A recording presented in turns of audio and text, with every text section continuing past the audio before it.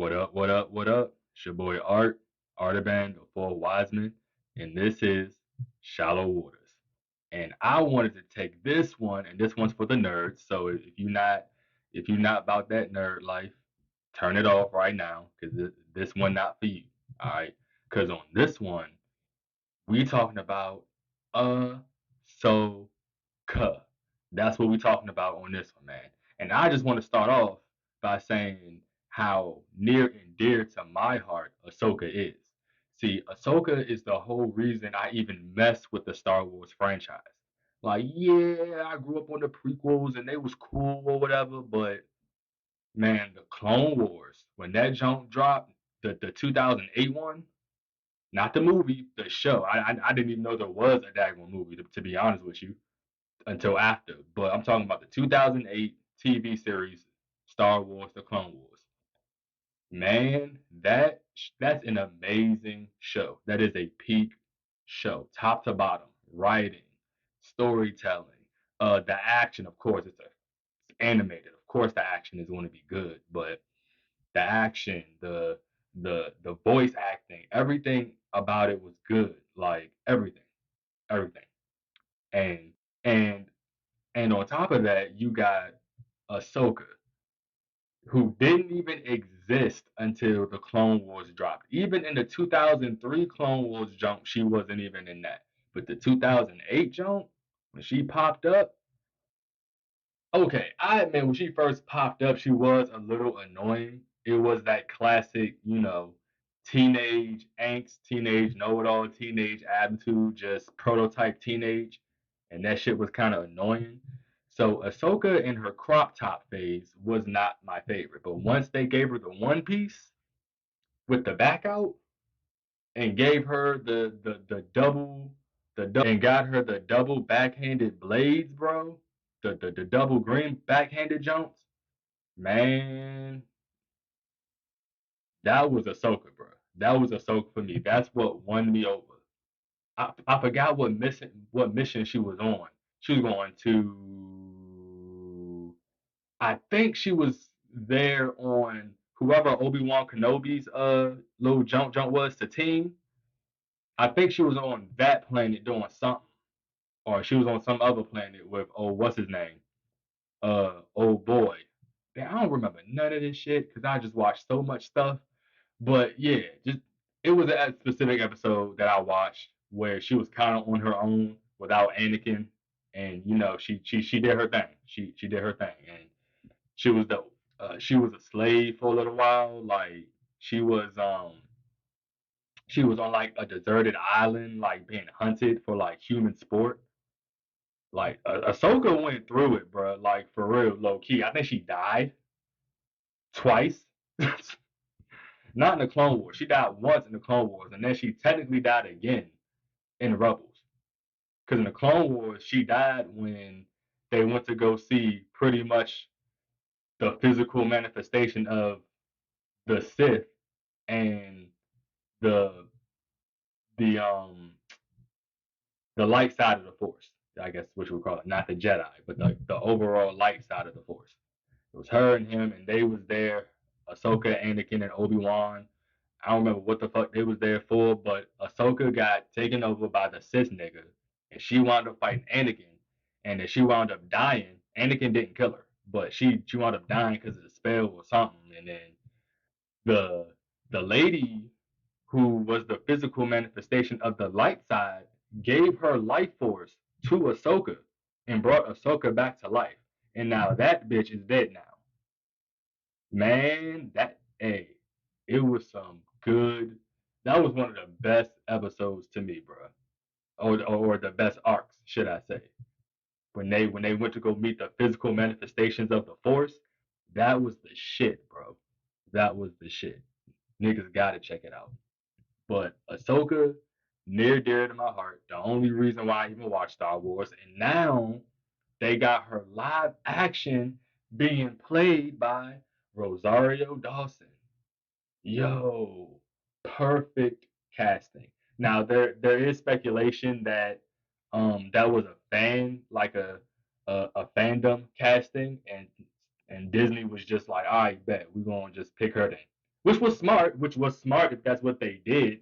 But of course, they can't admit that. They can't admit that they got the idea from the fans, because then the fans gonna lose their mind and think they need to be listened to all the time, which they kind of do. They're the ones spending the money and the ones that actually probably understand, probably more so than the daggone writers sometimes and the directors, the people on the show about the content and understanding what's really going on.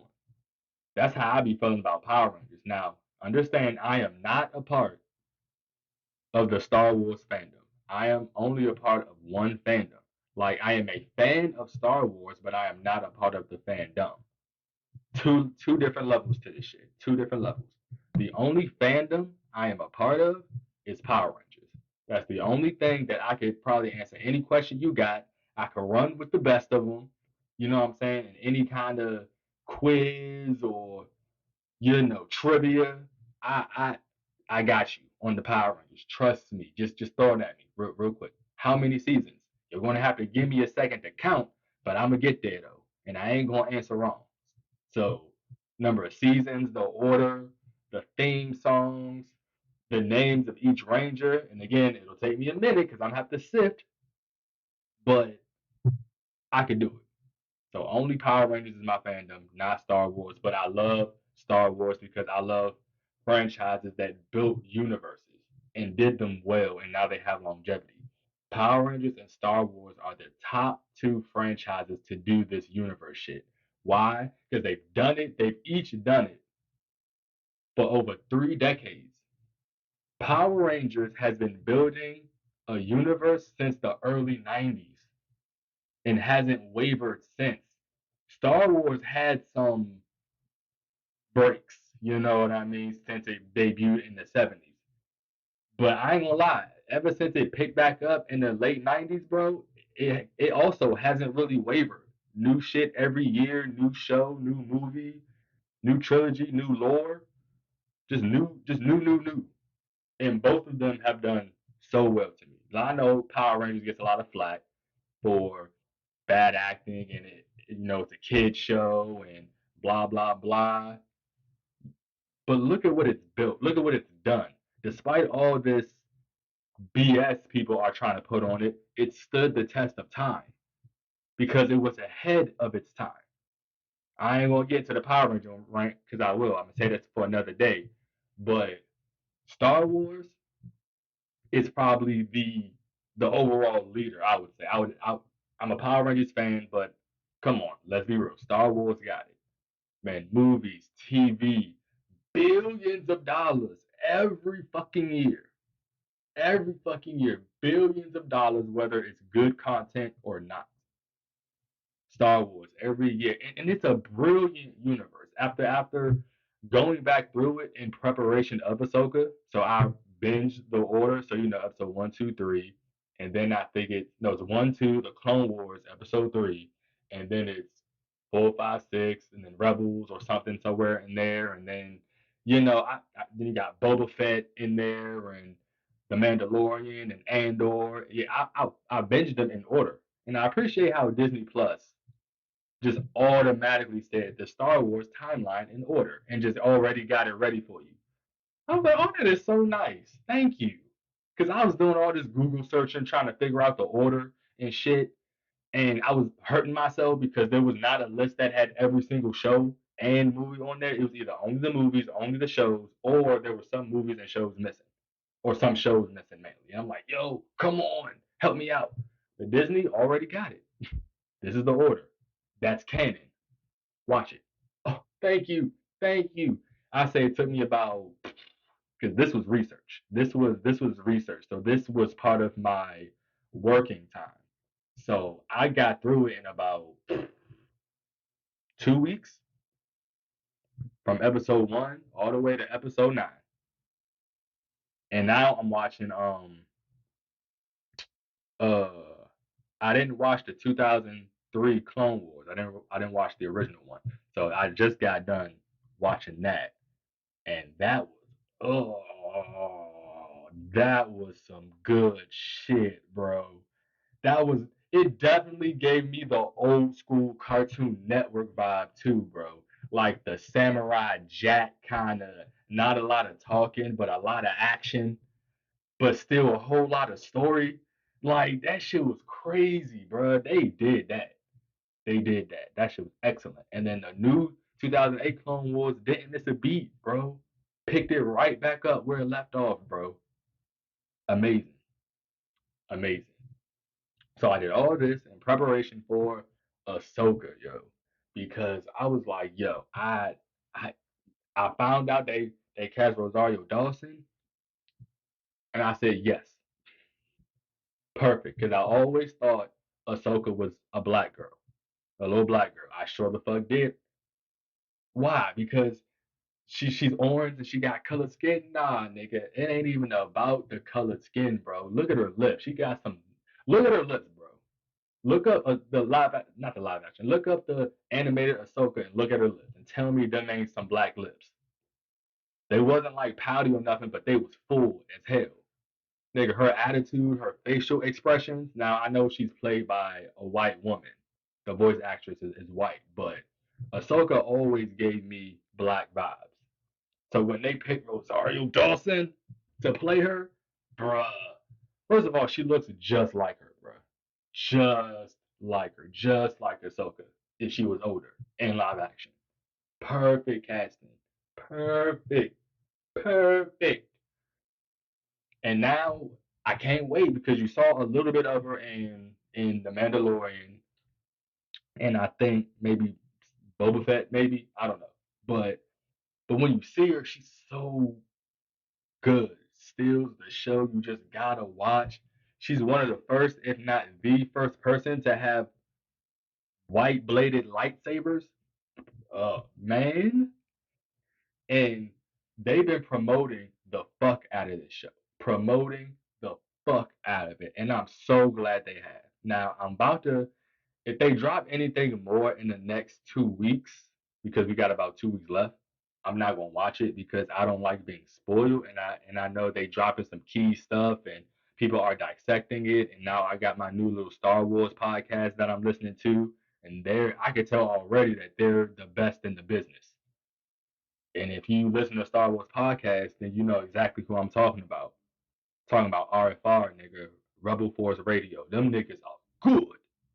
Them niggas are good. Them two white niggas, man, I'm studying them niggas for my own podcast and how they flow and how they bounce off of each other and how they keep the joint interesting without getting off the topic. Them niggas are good, but they've also been doing it for almost 2 decades since Star Wars came back in the late '90s. I think they started up in like 2003, but still, that's a long ass fucking time, bro. That's a long ass fucking time, and they do the damn thing. So I'm listening to them, and they breaking down every fucking thing. So I gotta ease off of them for the next 2 weeks because they hype for Ahsoka. The whole Star Wars fandom is hyped for Ahsoka. I'm hyped for Ahsoka. Is we ready, bro? 2 episode premiere. Now I was going to start doing some commentary, and I now know I don't want to do it on the ones that I really want to watch. And Ahsoka is one I really want to watch because she just deserves my undivided attention. Deserves my undivided attention. If I was a Jedi in the Star Wars universe and I got to pick my master, nigga, I'm picking Ahsoka. Period. But I'm gonna tell you why though, so it's not a period. I would pick Ahsoka because in in season 7, and this is perfectly captured why I would pick Ahsoka. They said one of the little junk she was hanging out with, and they found out Ahsoka was a Jedi, and they apparently hated Jedi's, but they found out she was one, and they were like, it was something odd about her, but when you think of what a Jedi should be, you would think of Ahsoka. She's like the definition of what if you were a regular person and you heard myths of the Jedi, like these all powerful beings who are also super kind and caring and helpful and wise and mysterious, and you know what I'm saying? You would think of Ahsoka. She's like that, like the perfect culmination of that. And I also like to tell people because a lot of people don't like Luminara Unduli because she was kind of cold as ice. And again, that same person that said Ahsoka was a prototype Jedi said something about Luminara being kind of cold when her parents died. And Luminara kind of pulled up because she was part of the reason why her parents died because they died in like a car chase or something and they got caught in a crossfire. And Luminara was one of the Jedi following. She stopped and said, I can't remember what the hell she said, but she said some Jedi type shit. Like, this isn't the end, little one. You will be with them again one day. They are one with the force. And dipped off. Said some shit like that. And apparently the bitch ain't like that. She was a child. She's like, the fuck was that? Who says that to a child who just lost their parents? But that's a prototype Jedi. If you actually follow the Jedi's teachings of no earthly attachments, no emotions, no passion. I guess should be more specific. No passion. You know what I mean? That that's Luminara. You know what I'm saying? That's prototype Jedi. If you follow the Jedi's teachings, and I always thought it was funny. So you got how regular people view the Jedi, and then you have how the Jedi should be. And then I think all Jedi fall somewhere in between Ahsoka and Luminara. They all fall somewhere in between what a Jedi, what the people think a Jedi is, and what a Jedi should be. And everybody else falls in the middle. Who's directly in the middle, I would say, is somebody like Yoda, but he's also the Grand Master, so he would be the most balanced in his way of being a Jedi. Like he has that kind, caring, you know what I'm saying, thing that is Ahsoka, but he also has that following the Jedi code of no attachments and you can't do too much about this and that or the other and our hands are tied. He's right in that middle. And I always like that contrast, especially since I saw it in season 7 of the Clone Wars, and they released that all late. But I'm so happy they did because that was fucking bananas. Seeing Ahsoka in her new blue fucking garb, and then they gave her, or Anakin gave her some dual bladed fucking blue lightsabers. She done graduated from the green to the blue and shit. For those of you who aren't Star Wars fans, that's not an actual graduation, but it seems like it sometimes for various reasons. But I don't feel like getting into that right now. But man, and then she beat the dog shit out of Maul. She beat and Maul, Dark Maul is my favorite Sith. Ever since what was it? The Phantom Menace was only there for a split second, but that was my nigga, bro. That was all I needed. I was sold. He's the reason why I like the dual ended lightsabers, the little choon choon, and now you got the little pseudo bow staff kind of shit, bro, or whatever it's called when you have a staff that has blades at the end of each end. Man, I would have that same shit, except my shit would be green. Yes, I would have a green lightsaber.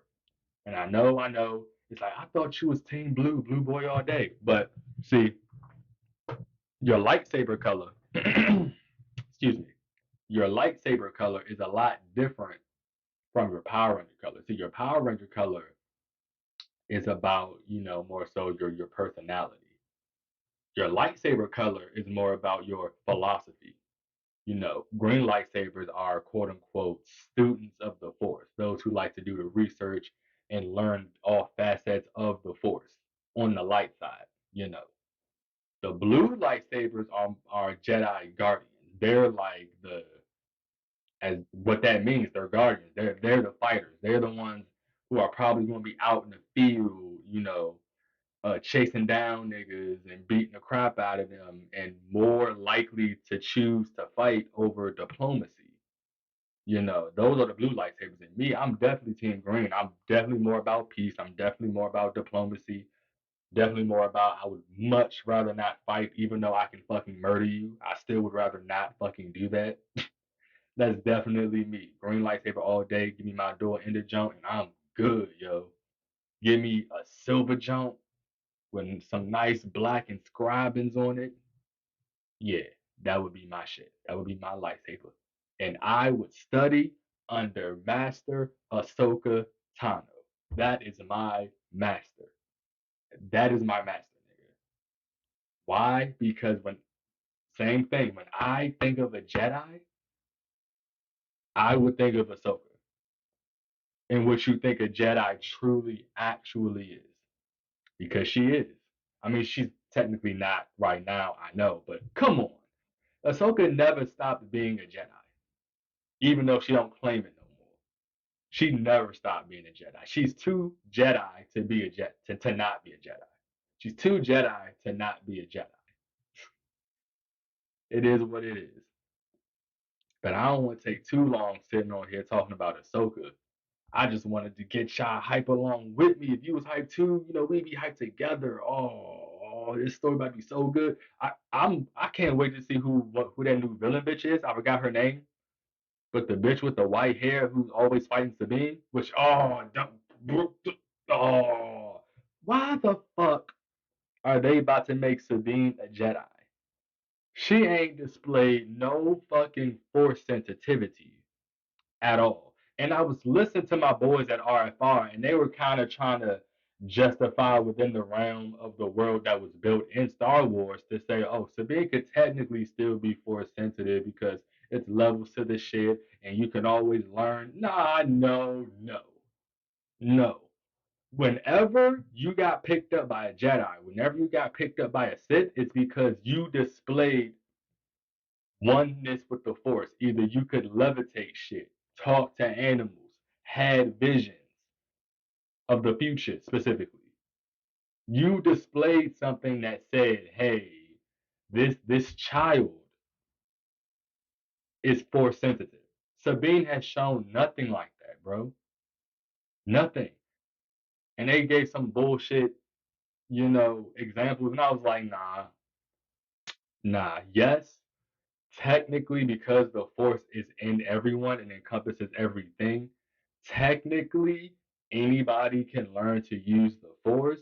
But Sabine's a whole ass adult who hasn't displayed any force sensitivity, and all of a sudden she's about to quickly learn some force shit, or maybe that's about to be part of her journey. Maybe by the end of the first season, that's gonna be her first time doing some force sensitive shit.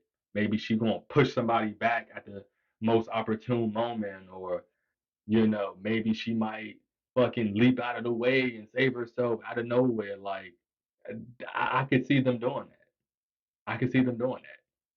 Just because you can't just pop her up in like episode 2 or 3 and she doing force shit, and you're just like, what? When the fuck? What? When?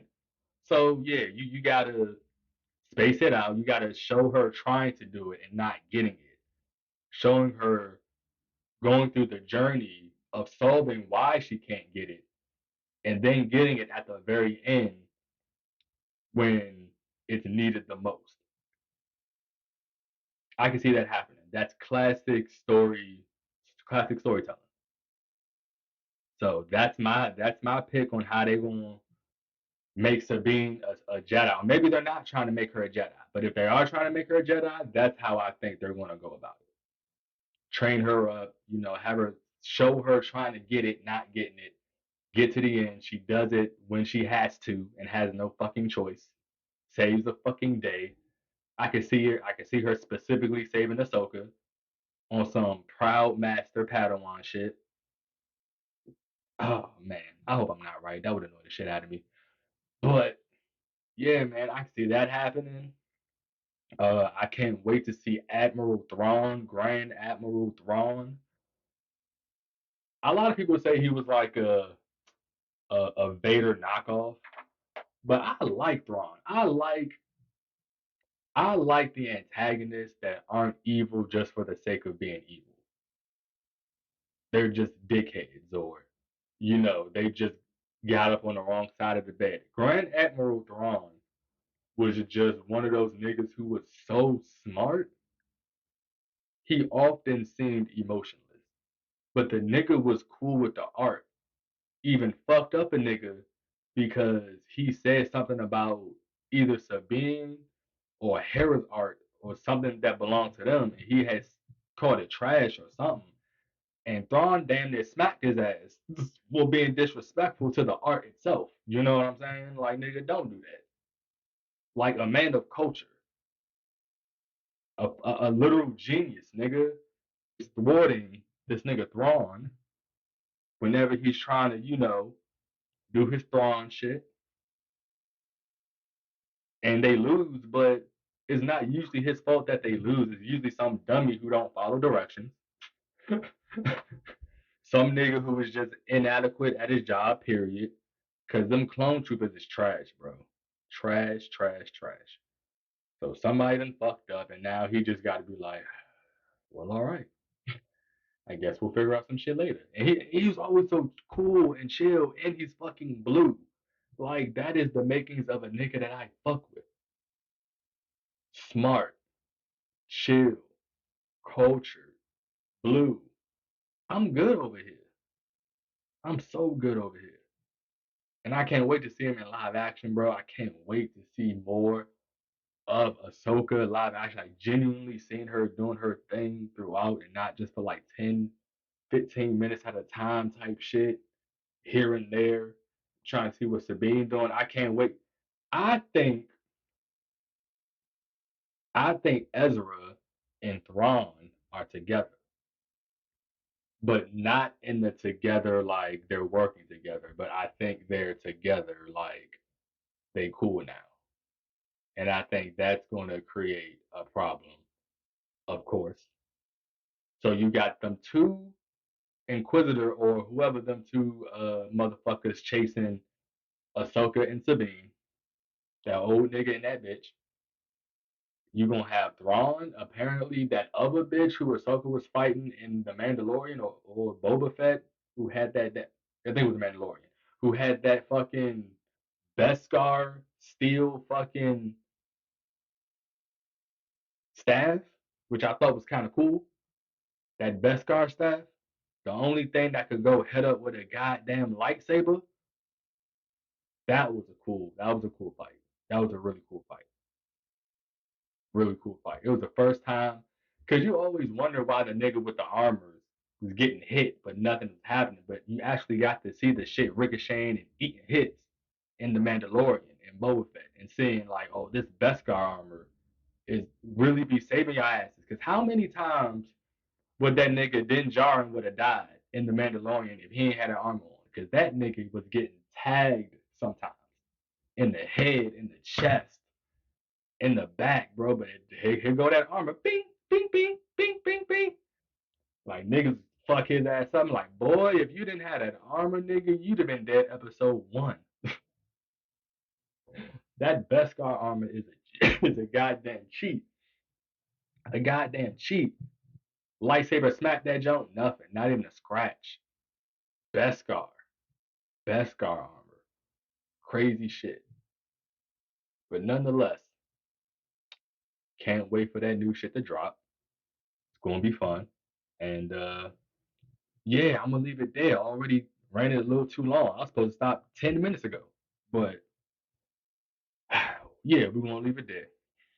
It's your boy Art, Artaban, the fourth Wiseman, and this is Shallow Water.